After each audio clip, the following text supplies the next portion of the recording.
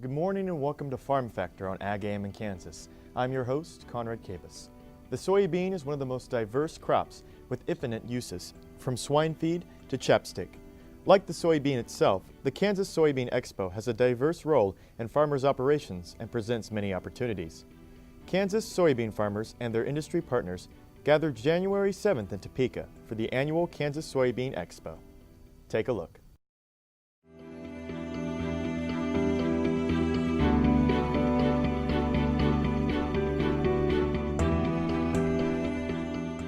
Closed captioning brought to you by Kansas Soybean Commission. The Soybean Checkoff Progress, powered by Kansas farmers. This segment is brought to you by Kansas Wheat. Learn more at rediscoverwheat.org. Good morning and welcome to Farm Factor on AGam in Kansas. I'm your host, Conrad Kabus. Kansas soybean farmers and their industry partners arrived January 7th at Topeka for the annual Kansas Soybean Expo. So we are here at the 2015 Kansas Soybean Expo, and we have a really full day of things going on here. It's a really great opportunity for producers to come together and learn and improve their operations. We started the morning with some reports from those that work with the Soybean Association and the Commission to improve exports for soybeans. And then we had a great keynote speaker, Michelle Payne-Knoper, joined us today and spoke to us about having a passion for agriculture and about how we can all do something to tell people our story and to really tell agriculture's story to ensure a legacy. Then we went on to some K-State breakout sessions. We had some brilliant researchers here today from K-State sharing some of the information that they're learning as they do their research. And we actually had an opportunity for producers to go to 2 of those 3 breakouts. And then of course we have the luncheon where there will be awards given, and we'll conduct the annual business meeting of the Kansas Soybean Association. And this afternoon we're going to finish up with another speaker, Roger McOwen, and he's going to be talking about farm succession planning. So a really full day planned here in Topeka. The association organizes the event with checkoff funding from the Kansas Soybean Commission to coincide with the Topeka Farm Show. Obviously, it's held in conjunction with the Topeka Farm Show, which is another great way to make people worth the drive for them to come out here. And so that kind of dictates the date. And then we work throughout the year during board meetings and conference calls to really plan the details and make sure it's a great experience for everyone that attends. If producers didn't make it to the expo, several of the speeches will be discussed on today's show, along with research from Kansas State University. Some of the things that are really important for producers to know are current research things that are taking place so that you can be profitable on your farm. And today we have speakers that are talking about sudden death syndrome. They're talking about how to produce high-yielding soybeans, as well as how to combat the fight that we make against weeds and how we're going to deal with herbicides in the future. We've also got some information being given today about succession planning. Most of our farms in Kansas are going to pass hands in the next 30 to 40 years, and it's important for families to be prepared to make that succession plan. And Roger McOwen is actually here today, and he's going to be giving us some great information as far from a tax and law perspective of how to make that transition a little less painful.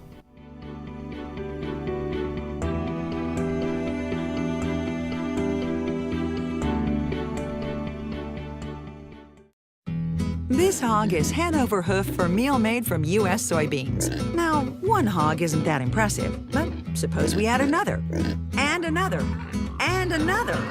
Before long, you've got billions of hungry customers around the world all clamoring for the same thing. Our soybeans. Learn more about the billion-dollar appetite of animal agriculture at BeyondTheElevator.com. Brought to you by America's soybean farmers and their checkoff. Don't forget to register for the 2015 Kansas Commodity Classic to be held on February 6th in Manhattan. Visit kansaswheat.org to learn more. Turn to a Central National Bank Ag Professional. You'll be in good company. They'll help you track expense lines, manage variable input costs, assess ground agreements, pick a crop protection plan. These times demand Ag Professionals. Central National Bank. You could profit from what they know. Ag operations run better on Central Time. Central National Bank, money for life. Member FDIC in your hometown since 1884. Soil is the life of a farm, and for 25 years, SureCrop Liquid Crop Nutrition has helped growers produce abundant quality crops while preserving and improving the soils they steward. SureCrop offers complete soil and plant analysis with cropping recommendations, delivery direct to your on-farm storage, and quality crop nutrition custom blended for your field. Choose SureCrop for the assurance of excellence for your soil. Call today or visit their website for more information. Valley Vet Supply is devoted to providing information and professional quality products at reasonable prices. Valley Vet Supply. This segment is brought to you by Central National Bank. Put our ag professionals to work for you. Good morning and welcome to Farm Factor on AGam in Kansas. I'm your host, Conrad Kabus. The Kansas Soybean Expo was held January 7th in Topeka, Kansas. Many farmers and industry partners attended. Take a look. The Kansas Soybean Expo has a diverse role in farmers' operations and presents many opportunities, some from a research standpoint. Participants were able to attend 2 of 3 K-State Research and Extension breakout sessions. Doug Jardine, PhD plant pathologist, presented Sudden Death Syndrome, SDS 101, Identification and Management. Well, today at the Soybean Expo, I'm going to be talking about a particular soybean disease known as soybean sudden death syndrome. It's been in Kansas since the mid-1990s, but the last 2 years there's been a significant increase not only in the severity of the disease, but in where we're finding it in Kansas. And so there's a lot of producers who suffered some significant loss to the disease in the last couple of years, so we're going to be here today talking to them about how do you identify it, because there are some other things that look similar to it, and then what are some of the things that they can do to manage it. The disease has affected some of the research farms from Kansas State, and this infection will help researchers provide information to producers. Well, from a research standpoint, we have an advantage that we have a couple of our K-State research farms that do have the disease on it, so that makes it kind of easy to look at things. On those farms, we're doing a lot with our soybean breeder, looking for resistance, because in the long run, that's the best way to deal with the disease. But there are also some new chemical seed treatment products that are coming on market, and so over the last couple of years we've had a chance to evaluate those, and in fact they look very promising, and that's one of the things that we'll be talking about with producers today, is about this new product that will be coming on the market in 2015 that specifically for fields that they have had the problem in, they may want to take a look at this as a management approach. SDS is a very slow-growing fungus and takes a considerable amount of time to appear. While symptoms usually appear in mid to late August, SDS usually affects the soybean plant quite early in the season, usually in early May. Well, of course, their main concern is, sometimes what is it? Because there are some diseases that have very similar symptoms. And so, again, one of the things we'll talk about today is how do you identify those different diseases, separate them from each other so that you are in fact dealing with sudden death syndrome. And of course, there are other questions always is what can we do about it? And again, the second part of the program today will be aimed at management. We'll talk about what weather conditions favor the disease, and then again, some of the things that they can do with variety selection, perhaps crop rotation, and management with chemicals. And the other thing is this disease almost always occurs in fields that already have soybean cyst nematode in. And so part of the management program is managing the soybean cyst nematode as well as the sudden death syndrome. SDS is also sometimes mistaken for brown stem rot. Yield losses vary according to severity, but reports of 20% loss or greater is not uncommon. Well, this disease, interestingly enough, among plant pathologists is sometimes referred to as the good grower disease. It seems to occur in the most highly managed fields where you have good fertility, you're using irrigation, you're doing all the little things that you think will get you the best yield, and we're not sure why, but when we get rain during the grain field period, this tends to trigger the disease, and then we end up with some significant yield losses. So as we look at weather factors that are involved, typically it's wet early in the season, and then again wet during the grain filling period of time seem to be most favorable.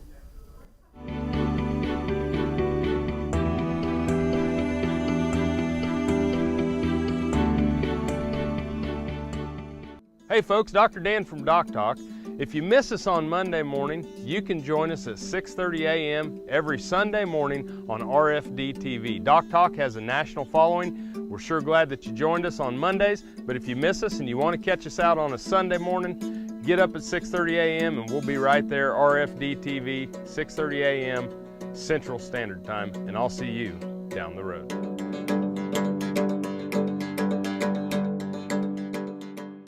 Kansas Farm Bureau, the voice of agriculture, represents grassroots agriculture. The state's largest and most powerful farm organization stands up for its members through leadership development, agriculture education, legal defense, environmental advocacy, farm safety, and risk management. Members also enjoy money-saving benefits. To join our organization today or to learn more, go to www.kfb.org or find us on Facebook and Twitter. Tallgrass Commodities offers producers bulk commodities at a reasonable price with reliable service throughout the whole Midwest. To find out more about Tallgrass Commodities, visit tallgrass.us or call 785-494-8484. American innovation is being driven in places you might not expect by people like Brent Hayek, an Oklahoma family farmer, who recently set a world land speed record in a Ford Super Duty pickup truck powered by renewable B20 biodiesel.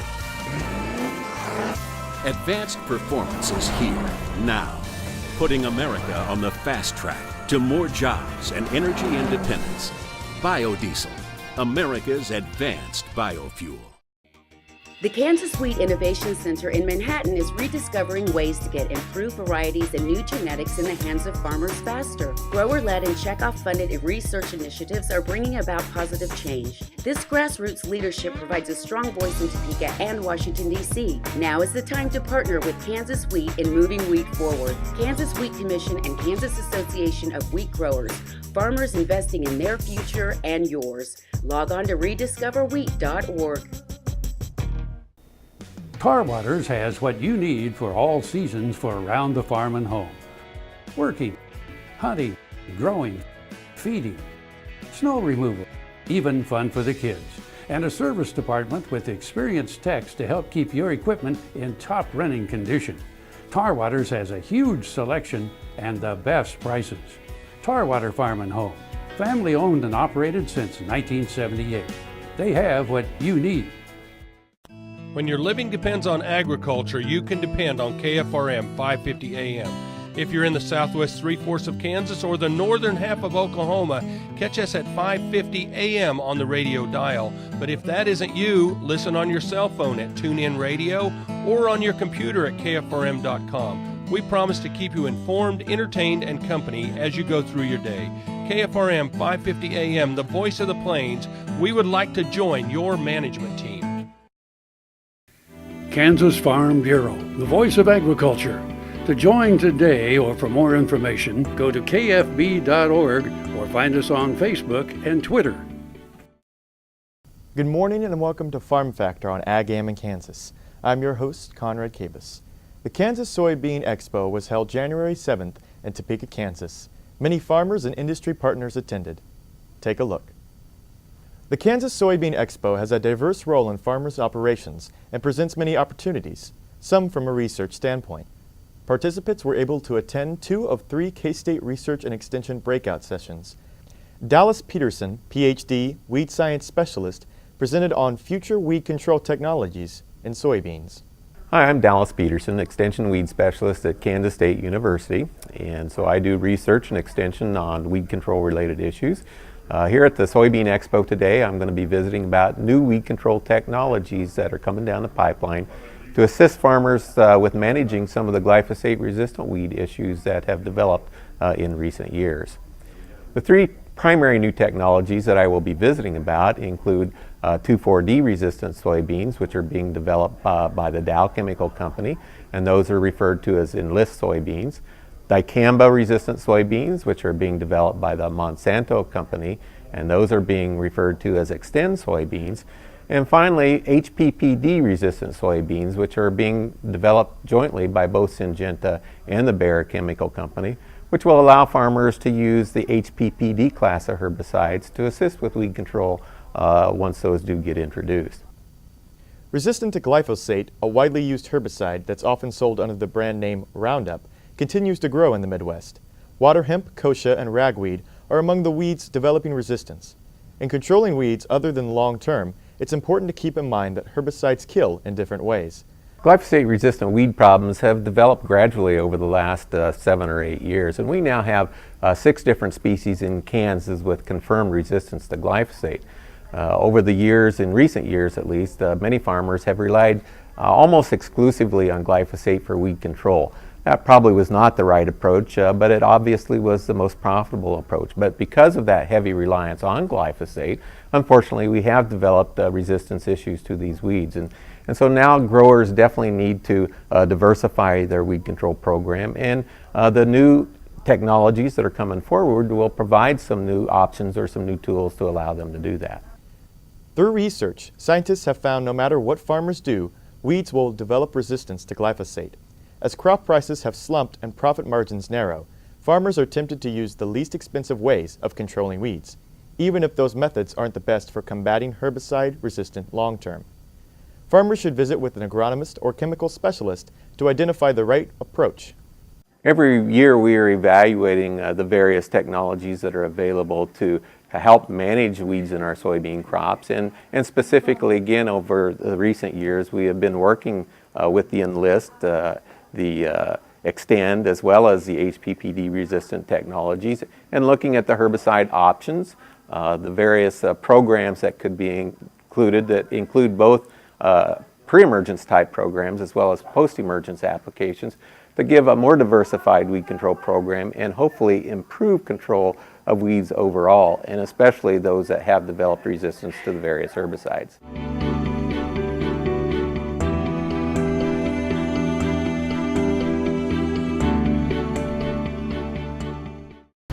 Buying a car shouldn't be this hard. And at Brown Chevrolet Buick in Wamego, it isn't. It's actually awesome. Whether you want a new or used car or truck, Toby's team can make the deal. Even if you want to custom order a new car or truck, Toby's team can make the deal. See Toby's team at Brown Chevrolet Buick in Wamego. We're awesome. Tallgrass Commodities offers producers bulk commodities at a reasonable price with reliable service throughout the whole Midwest.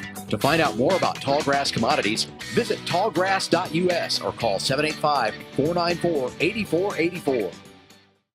Soil is the life of a farm, and for 25 years, SureCrop liquid crop nutrition has helped growers produce abundant quality crops while preserving and improving the soils they steward. SureCrop offers complete soil and plant analysis with cropping recommendations, delivery direct to your on-farm storage, and quality crop nutrition custom blended for your field. Choose SureCrop for the assurance of excellence for your soil. Call today or visit their website for more information. No matter where, no matter why, the Veterinary Health Center at Kansas State University is committed to providing quality patient care to animals and exceptional customer service to their owners. From routine checkups to emergency and specialty care, our world-renowned specialists and experienced professionals are here to discover, to teach, and to heal. Let us know. How can I help? How can we help? When your living depends on agriculture, you can depend on KFRM 550 AM. If you're in the southwest three-fourths of Kansas or the northern half of Oklahoma, catch us at 550 AM on the radio dial. But if that isn't you, listen on your cell phone at TuneIn Radio or on your computer at KFRM.com. We promise to keep you informed, entertained, and company as you go through your day. KFRM 550 AM, the voice of the plains. We would like to join your management team. Hello friends, I'm Ernie Rodina. And I'm Dawn Dawson with the Better Horses Radio Show. For over 9 years, we've been bringing the Better Horses Radio Show to markets all across the Midwest. We talk about God, lots about horses. We talk about cows, we talk about horse health, we talk to top trainers, and we even talk about Roy Rogers. We are having a blast with Better Horses Radio Show and would love to take it to a market near you. So visit our website at betterhorsesradio.com and let us or your local radio station know you'd like to hear it in your area. The Better Horses Radio Show is unbelievable. AGam in Kansas is brought to you in part by SureCrop. Liquid crop nutrition delivered right to your farm.